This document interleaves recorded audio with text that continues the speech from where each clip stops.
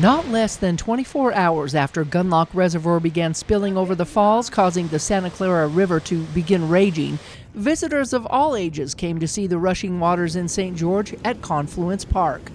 This is where the Santa Clara and Virgin Rivers begin to converge.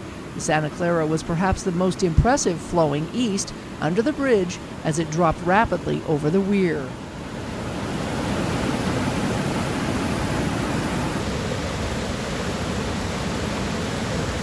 Yesterday, the Santa Clara breached its banks, flowing over the top of the trail under the I-15 bridge, leaving a mess of mud and debris in its wake.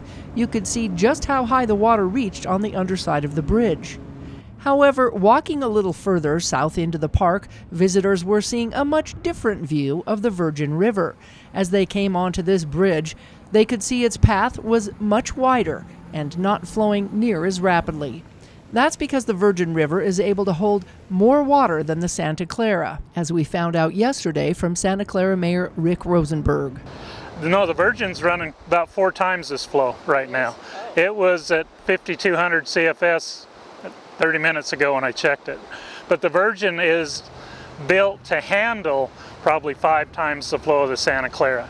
And so we're not worried about the Virgin right now at this flow rate. It'll pass through there, it'll do some channel forming.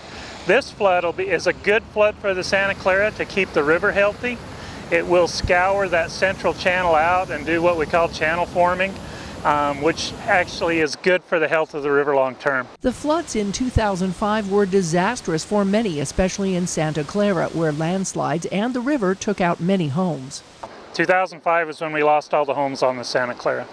This monument, which stands in Confluence Park today, was a piece of the Main Street Bridge to Bloomington, which was ripped apart and washed away during that flood. It states that the steel screamed as it bent, and rivets popped, and the bridge dropped 3 or 4 feet into the water as half of the bridge floated down the river and the other half wrapped around itself. This steel truss is all that remains today. It serves as a reminder of just how powerful water can be.